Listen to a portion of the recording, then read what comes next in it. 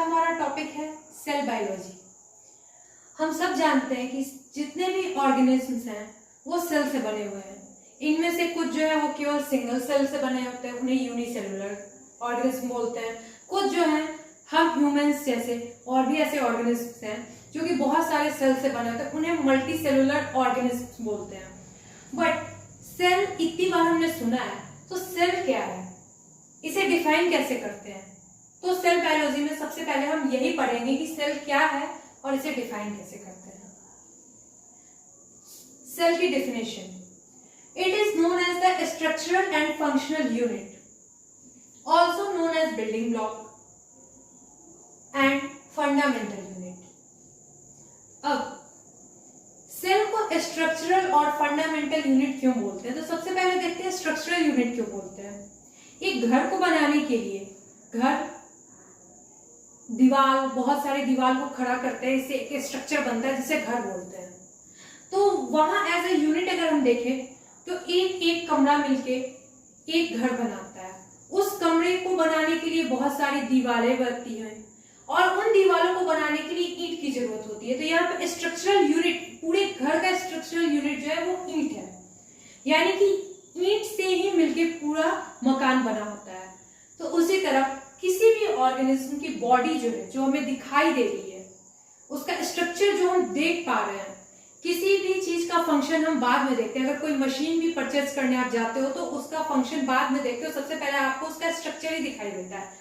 वो स्ट्रक्चर किसी भी ऑर्गेनिज्म का, लिविंग ऑर्गेनिज्म का स्ट्रक्चर जो है वो सेल से बना होता है, बहुत सारे सेल्स के एग्रीगेशन से।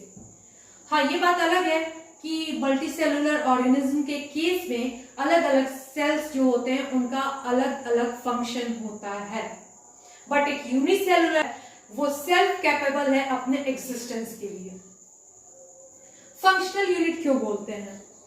क्योंकि किसी भी लिविंग ऑर्गेनिज्म के सर्वाइवल के लिए सबसे इंपॉर्टेंट जो चीज है वो मेटाबॉलिक एक्टिविटीज है, क्योंकि जिस सेकंड मेटाबॉलिक एक्टिविटीज रुकी, लाइफ उसी टाइम फिनिश हो जाती है। हर सेल का अपना अलग अलग फंक्शन होता है, उनमें अपनी अलग अलग मेटाबॉलिक एक्टिविटीज चलती हैं। जैसे ह्यूमन के केस में ले लें तो कुछ सेल्स जो है वो इन्वॉल्व डाइजेशन में होते हैं, कुछ रेस्पिरेशन में इन्वॉल्व होते हैं, तो वो अपना अलग अलग फंक्शन कर रहे हैं। बट हर सेल में कोई ना कोई फंक्शन हो रहा है, तो फंक्शनल यूनिट भी सेल को इसीलिए बोलते हैं क्योंकि अब डाइजेस्टिव सिस्टम है वो मिलियंस ऑफ सेल से मिलकर बना हुआ है और हर सेल जो है वो एक फंक्शन कर रहा है जो कि डाइजेशन से रिलेटेड है।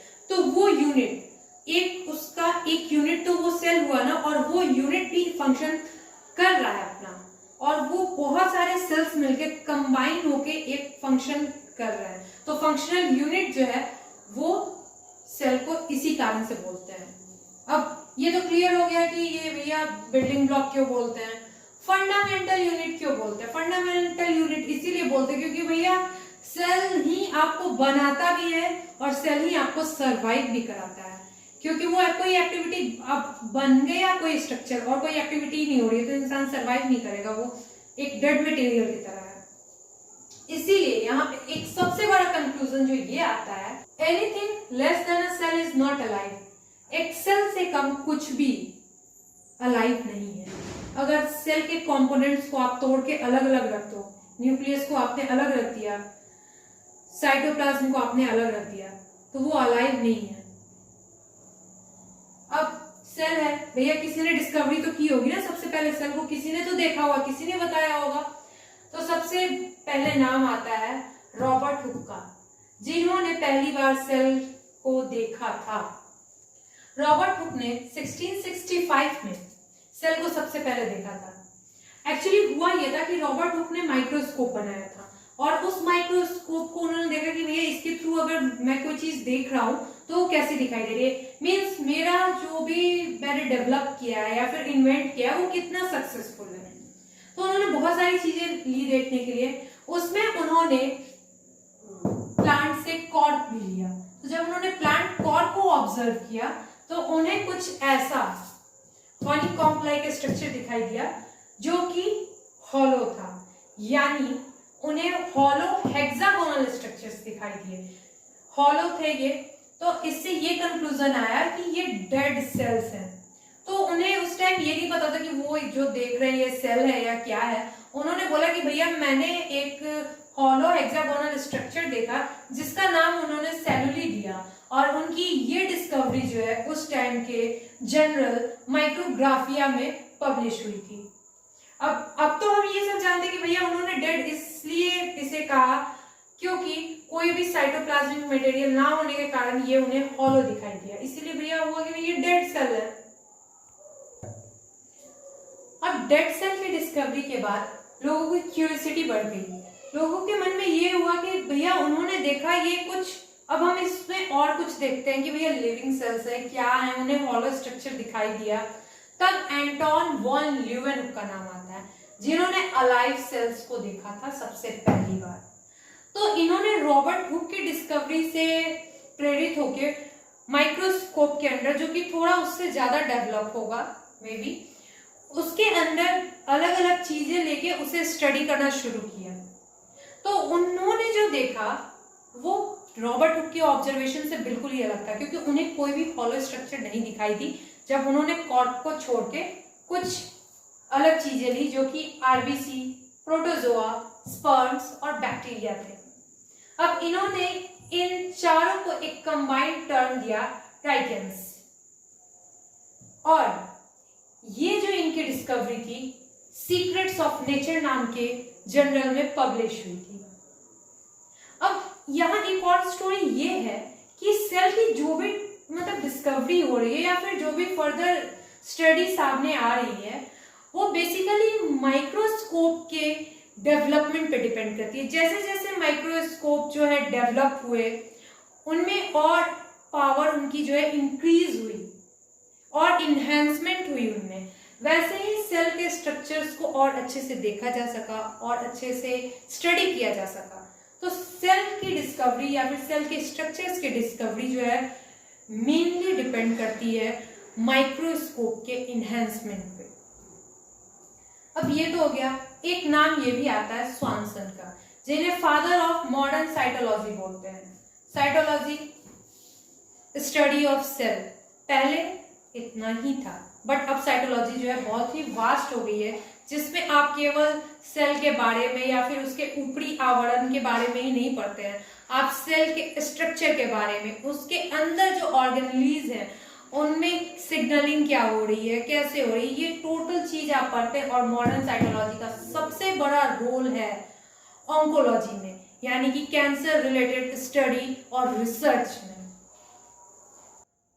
अब सेल जो है हमने उस समय देखा था जब हम समझ रहे थे कि सेल स्ट्रक्चरल यूनिट है, कि उसका शेप, साइज ये सब वेरी कर सकता है। तो चलिए इसमें देखते हैं। Cell differ greatly in shape, size and activities, यानी कि सेल में बहुत सारी वेराइटीज होती है। अगर देखें हम तो सेल जो है वो अलग अलग शेप के होते हैं, अलग अलग साइज के होते हैं, साथ ही साथ इनकी एक्टिविटीज भी अलग अलग होती हैं। अब सेल का जो शेप होता है वो बेसिकली उसके फंक्शन पे, बेसिकली क्या, मेनली उसके फंक्शन पे डिपेंड करता है। किसी भी सेल का शेप उसके फंक्शन से ही डिसाइड होता है। तो कुछ एग्जांपल्स देखते हैं कि शेप अलग अलग सेल्स के क्या होते हैं। तो सबसे पहले आरबीसी यानी कि रेड ब्लड सेल, इसके बारे में हर कोई जानता है। तो ये कैसे शेप के होते हैं ये देखते हैं। ये राउंड या फिर इन्हें हम डिस्क शेप्ड भी बोलते हैं, होते हैं, या फिर बाइकनकेव। ये जो शेप है ये बाइकनकेव शेप है। तो आरबीसी जो है वो राउंड या फिर डिस्क शेप इन्हें बोलते हैं, इस वाले शेप को। और ये जो शेप है ये हमारा बाइकनकेव शेप है। अब WBC व्हाइट ब्लड सेल, इसके बारे में देखते हैं। तो यहां क्या है, पॉलीगोनल शेप, एमीबॉयडल। एमीबॉयडल आया जैसे ही तो हम ये समझ रहे हैं यहाँ पे कि ये अपना शेप जो है WBC अपना शेप जो है वो चेंज करते हैं, यानी कि प्लियोमॉर्फिक होते हैं। अब ये होता क्या है बेसिकली? WBC जो है हम जानते हैं कि हमारे बॉडी में जो भी बैक्टीरिया, वायरस जो भी है, इनका जब भी अटैक होता है, मेन फंक्शन हमारे WBC यानी कि व्हाइट ब्लड सेल का होता है, उनसे एनकाउंटर करके उन्हें वो फाइट उनसे करते हैं और हमारे बॉडी को इम्यूनिटी प्रोवाइड कराते हैं। तो ये अपना शेप क्यों चेंज करते रहते हैं? क्योंकि कोई जरूरी नहीं है कि इन्फेक्शन जो है बॉडी के इसी सेगमेंट में होगा और इन्हें यही रहना है। बॉडी के किसी भी सेगमेंट में इन्फेक्शन हो सकता है और अलग अलग जगह जाने के लिए कोई जरूरी नहीं है कि उन्हें उनका जो शेप है उसके साथ ही वो जा सके। कहीं हो सकता है कि उन्हें स्क्वीज करके जाना हो, स्क्वीज आउट होना पड़े। कहीं हो सकता है उन्हें मतलब अपना उस जो भी बैक्टीरिया, वायरस, पैथोजन जो भी है उससे फाइट करने के लिए अपना साइज हो सकता है थोड़ा इंक्रीज करना पड़े। तो ये मैकेनिज्म क्या है हम आगे पढ़ेंगे, बट अभी हम ये जान लेते हैं कि ये अपना शेप जो है चेंज करते हैं, इसीलिए इन्हें प्लियोमॉर्फिक बोलते हैं। यानी ये अपना ये बहुरूपीय टाइप है, ये अपना साइज, शेप, ये सब ये अपना चेंज कर सकते हैं।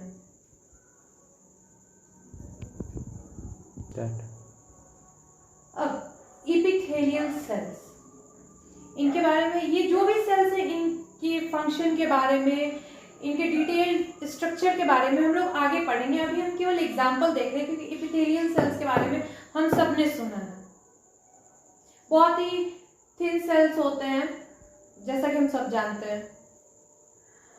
ये जो होते हैं लॉन्ग, नैरो, कॉल्यूमिनर, ये हम ये देख रहे हैं, ये लॉन्ग, नैरो और कॉल्यूमिनर इन शेप है एपिथेलियल सेल्स। नर्व सेल, ये लॉन्गेस्ट सेल होते हैं, लॉन्गेस्ट सेल। ये ब्रांच्ड होते हैं, लॉन्गेस्ट हैं, ऑब्वियस है, लॉन्ग तो है ही है। ये हम देख रहे हैं यहाँ पे इनके जो डेंड्राइट्स हैं बहुत सारी ब्रांचेस निकली होती हैं। ये इनका सेल बॉडी का ये हो गया, और ये जो इनका टर्मिनल एंड है इसके बारे में हम डिटेल बाद में पढ़ेंगे। जहाँ ये टर्मिनेट हो रहे हैं यहाँ पे इनके बहुत सारे ब्रांचेस निकले हुए हैं, इसीलिए ब्रांच्ड, लॉन्ग, ये टर्म जरूर याद रखेंगे। ये क्वेश्चन कभी भी पूछा भी जा सकता है किसी भी कॉम्पिटिटिव एग्जाम में कि लॉन्गेस्ट सेल का नाम बताइए। नर्व सेल, बहुत ही इजी है। ट्रैकेट्स, ये जो है ये फाइबर्स हैं, इलोंगेटेड इन शेप, ये हम देख रहे हैं इलोंगेटेड इन शेप, साइड्स जो होते हैं इनके टेपिंग होते हैं। ये भी सेल शेप की एक टाइप है। ट्रैकेट्स तो प्लांट्स में पाए जाते हैं। मेसोफिल सेल, ये भी इनका नाम हम सबने सुना है, plant specially leaves, photosynthesis, chlorophyll, कुछ रिकॉल हो रहा होगा 9th-10th में, जैसा कि थोड़ा बहुत बेसिक तो सबने पढ़ा ही होता है।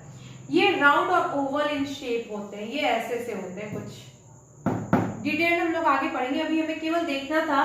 हमने अभी ये कुछ देखे कि सेल के शेप्स जो हैं वो कैसे कैसे हो सकते हैं। उसमें हमने आरबीसी को देखा, WBC को देखा, एपिथेलियल सेल्स को देखा, nerve cell, tracheids and mesophyll cell, जो कि बहुत ही कॉमन यूज में इनका नाम हम देखते हैं। हमें आगे इनकी डिटेल स्टडी भी करनी होगी। अभी के लिए इतना। अब हम नेक्स्ट देखेंगे साइज। शेप तो हमने देख लिया, क्योंकि शेप, साइज, एक्टिविटीज, तो शेप के बेसिस पे हमने कुछ एग्जांपल्स देखे। अब हम साइज देखेंगे, क्योंकि स्मॉलेस्ट, लार्जेस्ट ये तो जानना ही होगा। जैसे लॉन्गेस्ट सेल हमने जान लिया, नर्व सेल्स, तो आगे नेक्स्ट सेगमेंट में देखते हैं। अब डिफरेंट सेल्स के साइज के बारे में देखते हैं।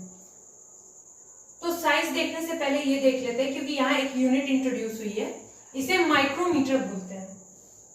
वहां हमने लिखा हुआ है 1 micrometre is equal to 10⁻⁻6 metre.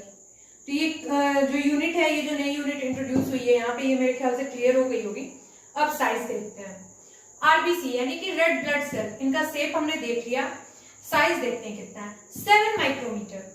Bacteria, अब बैक्टीरिया में बहुत सारे बैक्टीरियाज होते हैं जिनका साइज अलग अलग होता है, तो पूरे बैक्टीरिया ग्रुप के बारे में देखते हैं। इनका साइज जो है 1 माइक्रोमीटर टू 5 माइक्रोमीटर के बीच में वैरी करता है। वायरस पे आते हैं तो इनका साइज जो है 0.02 माइक्रोमीटर टू 0.2 माइक्रोमीटर के बीच में वैरी करता है। माइकोप्लाज्मा, इनका साइज जो है 0.1 माइक्रोमीटर टू 0.3 माइक्रोमीटर के बीच में वैरी करता है। अब बहुत लोग कंफ्यूज हो जाते हैं माइकोप्लाज्मा, पीपीएलओ इसके बारे में। तो माइकोप्लाज्मा का ही एग्जाम्पल है एक पीपीएलओ, प्लूरोनिमोनिया लाइक ऑर्गेनिज्म, जिसका साइज 0.1 माइक्रोमीटर होता है। स्मॉलेस्ट सेल, पीपीएलओ को ही स्मॉलेस्ट सेल बोलते हैं। ये जनरली नेट या फिर कॉम्पिटिटिव एग्जाम में ये क्वेश्चन पूछा जाता है। तो अगर ये क्वेश्चन पूछा जाता है और वहां आपके पास 4 ऑप्शन में माइकोप्लाज्मा और पीपीएलओ दोनों दिया हो अगर, तो आप पीपीएलओ को टिक करेंगे। बट अगर पीपीएलओ नहीं है तब आप माइकोप्लाज्मा को टिक करेंगे, तब ये सही होगा। अगर पीपीएलओ के रहते हुए आपने माइकोप्लाज्मा को टिक किया तो ये आंसर आपका गलत हो जाएगा। हाँ, अगर बोथ ऑप्शन में दिया है तो मे बी वो तो जो क्वेश्चन सेटर है वो क्लियर कर सकते हैं क्योंकि उनकी मार्किंग स्कीम क्या है। अब स्मॉलेस्ट सेल ये हो गया। लॉन्गेस्ट सेल हमने देखा था पहले भी कि नर्व सेल्स हैं। ऑस्ट्रिच एग, लार्जेस्ट सेल, ये तीनों पॉइंट हमेशा याद रखेंगे। Smallest cell PPLO, longest cell nerve cell और लार्जेस्ट सेल ऑस्ट्रिच एग। अब एक टिपिकल यूकैरियोटिक सेल का साइज जो है 10 माइक्रोमीटर टू 20 माइक्रोमीटर के बीच में वैरी करता है। अभी हमारा टॉपिक है सेल थ्योरी। सेल थ्योरी के बारे में जैसे ही हम सोचते हैं हमारे दिमाग में एक बोटेनिस्ट और एक जूलॉजिस्ट का नाम आता है, एम सेलिडन एंड टी स्वान। अब हम सब ये समझते थे ये बायोलॉजिस्ट हैं, मगर बायोलॉजी के भी 2 ब्रांच होते हैं, एक बॉटनी और एक जूलॉजी। तो एम सेलिडन जो थे वो बोटेनिस्ट थे और उन्होंने 1838 में कुछ स्टडी की जिसके हिसाब से उन्होंने कुछ स्टेटमेंट्स दिए। तो उन्होंने किया क्या था एक्चुअली, उन्होंने लार्ज नंबर ऑफ प्लांट्स को एग्जामिन किया, बहुत सारे प्लांट को। अब वो बोटेनिस्ट थे तो वो उनकी स्टडी जो है प्लांट से रिलेटेड थी। उन्होंने बहुत सारे प्लांट्स को जो है एग्जामिन किया। तो उन्होंने ऑब्जर्व क्या किया, all plants are made up of different kinds of cells which form the tissues of the plant। जितने भी प्लांट्स हैं वो सारे के सारे डिफरेंट काइंड्स ऑफ सेल से बने हुए हैं और हम जानते हैं कि डिफरेंट टाइप्स ऑफ सेल के एग्रीगेशन को टिश्यू बोलते हैं। अब वो हमेशा जरूरी नहीं है कि वो डिफरेंट टाइप ऑफ सेल्स ही हो, सेम टाइप ऑफ सेल के एग्रीगेशन को भी टिश्यू बोलते हैं। अब इनकी स्टडी को देखते हुए, मतलब सेलिडन की स्टडी को जब स्वान ने देखा तो उनके दिमाग में ये बात आई कि चलो भैया इन्होंने प्लांट्स के बारे में तो बोल दिया, अब जो एनिमल्स उनके कॉन्टेक्स्ट में क्या। तो फिर उन्होंने क्या किया, उन्होंने different types of animal cell की स्टडी करी, ठीक। और उन्होंने जो रिपोर्ट किया वो ये किया कि मतलब जो सेल्स हैं उनके बाहर एक बहुत ही थिन लेयर है और उसी लेयर को आज हम लोग प्लाज्मा मेम्ब्रेन बोलते हैं। ये लेयर जो है वो प्लांट सेल्स में भी थी। जब प्लांट सेल को स्टडी किया तो उन्होंने देखा कि आउटर मोस्ट लेयर जो है प्लाज्मा मेम्ब्रेन नहीं है। इस लेयर के बाद एक और लेयर है जो थोड़ी सी थिक है। लेयर को हम सेल वॉल के नाम से जानते हैं जो कि प्लांट सेल्स में है। तो इनका एजेंडा ये था कि चलो हम डीपली देखते हैं कि एनिमल सेल्स और प्लांट सेल मतलब इन सारे सेल्स कॉमन है या फिर कुछ अलग भी है।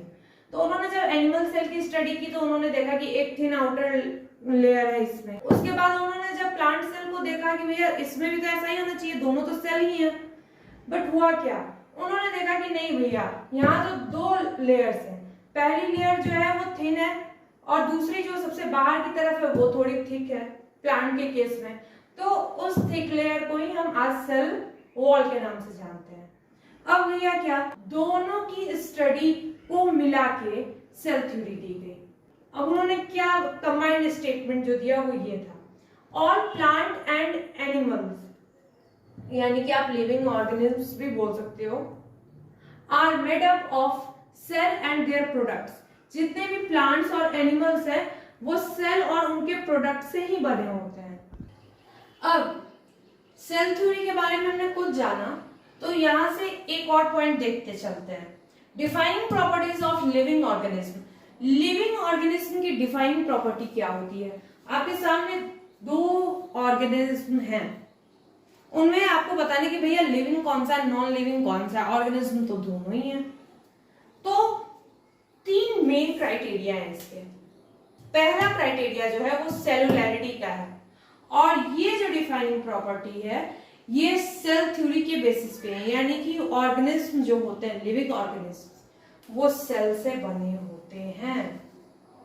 और दूसरी प्रॉपर्टी मेटाबॉलिज्म।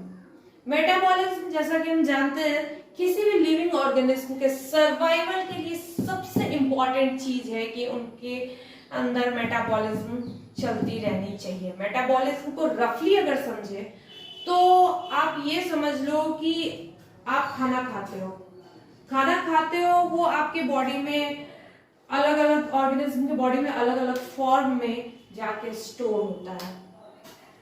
मगर आपको वर्क कोई भी करना है, उसके लिए आपको एनर्जी चाहिए, और वो एनर्जी आपको कैसे मिलती है? वो फूड जो है वो ब्रेक होता है, यानी कि अगर थोड़ा और एडवांसली बोले तो वो फूड जो है ऑक्सीडाइज होता है, और ऑक्सीडाइज होके एनर्जी रिलीज करता है। तो ये प्रोसेस भी मेटाबॉलिज्म ही है। तो आप सोचो जैसे ये प्रोसेस सीज करता है, इट मींस जैसे भी मेटाबॉलिज्म में बहुत सारी प्रोसेसेस हैं, मैंने एक एग्जांपल के लिए बताया ताकि आप समझ लो, इसको डिटेल में हम आगे पढ़ेंगे। बट जैसे ही ये एक्टिविटी सीज करेंगी, लाइफ उसी टाइम फिनिश हो जाती है। बिना मेटाबॉलिक एक्टिविटीज के एक सेल जो है या फिर एक ऑर्गेनिज्म जो है डेड सेल या डेड ऑर्गेनिज्म ही है। तीसरा पॉइंट जो कि सबसे कॉम्प्लेक्स बट सबसे वैल्यूएबल पॉइंट है वो ये है कंसिस्टेंस। कंसिस्टेंस ही सबसे बड़ी डिफाइनिंग प्रॉपर्टी है किसी भी लिविंग ऑर्गेनिज्म की, कि उसके अंदर कंसिस्टेंस है कि नहीं। ये बहुत ही एक कॉम्प्लेक्स प्रॉपर्टी है। एक बंदा जो कोमा में पड़ा हुआ है वो कंसिस्ट नहीं है, बट वो लिविंग है, नॉन लिविंग नहीं है। कंसिस्टेंस की जो क्राइटेरिया है डिफाइन करने की वो बहुत ही बड़ी है। ये इसीलिए इसे बोला जाता है कि भैया ये मोस्ट कॉम्प्लेक्स क्राइटेरिया है किसी भी ऑर्गेनिज्म को ये बोलने के लिए कि वो लिविंग है या नहीं है। बट सबसे वैल्यूएबल भी कि अगर किसी चीज में कंसिस्टेंस नहीं है तो वो ऑलमोस्ट डेड ही है, क्योंकि कोमा में जो इंसान पड़े होते हैं उनमें से बहुत सारे ब्रेन डेड भी होते हैं। तो इसीलिए उन्हें ब्रेन डेड कहा जाता है, क्योंकि वो अपनी कॉन्शियसनेस की प्रॉपर्टी को लूज कर चुके हैं, बट वो कंप्लीटली डेड भी नहीं होते हैं। मे बी कि कुछ चांसेस होते हैं सर्वाइवल के वहां भी। अब इन दोनों की स्टडीज कुछ दिन तक चली, बट अब इनकी स्टडी पे भी कोई भी थ्योरी आती है या फिर कोई भी स्टडी से रिलेटेड कोई भी आर्टिकल आता है तो वही नहीं रुक जाता है। उसे पढ़ने के बाद और लोगों के अंदर जो है जिज्ञासा होती है और लोग उस पर और रिसर्च करते हैं और वर्क करते हैं। इसी का नतीजा है 1855 में रॉडल्फ विर्काउ ने एक स्टेटमेंट या फिर एक थ्योरी दी। उन्होंने कहा ओमनी सेलुला ई सेलुला। इन्होंने ये स्टेटमेंट तो दी, बट इनके स्टेटमेंट का मतलब क्या था, बेसिस क्या था, इन्होंने क्या स्टडी की थी वो भी देख लेते हैं। एक्चुअली रॉडल्फ विर्काउ ने सबसे पहले सेल डिवाइड होते हैं इस चीज को एक्सप्लेन किया था। उन्होंने ही कहा था कि जो भी न्यू सेल्स हैं वो पुराने सेल से ही बनते हैं, यानी कि जो भी नए सेल्स हैं वो प्री एग्जिस्टिंग सेल से ही आते हैं। It means pre existing sales जो है वो डिवाइड करते हैं और न्यू सेल्स को लाइफ देते हैं। तो ओमनी सेलुला ई सेलुला इस स्टेटमेंट का मतलब ही यही है कि सेल्स जो हैं वो प्री एग्जिस्टिंग सेल से ही आते हैं। अब सेल लीनियज कॉन्सेप्ट भी बोलते हैं, यहाँ दिया ही है भैया, इसका मतलब all cells arise from pre existing cell. ये तो हो गई इन तीनों की स्टडी, बट यहाँ जो इन दोनों ने थ्योरी दी थी उसको इन्होंने थोड़ा मॉड्यूलेट किया। मगर अब इन तीनों के स्टेटमेंट्स, स्टडी, रिसर्च, इनको मिला के एक नई सेल थ्योरी दी गई जिसे मॉडर्न सेल थ्योरी के नाम से जानते हैं। चलिए अब मॉडर्न सेल थ्योरी देखेंगे।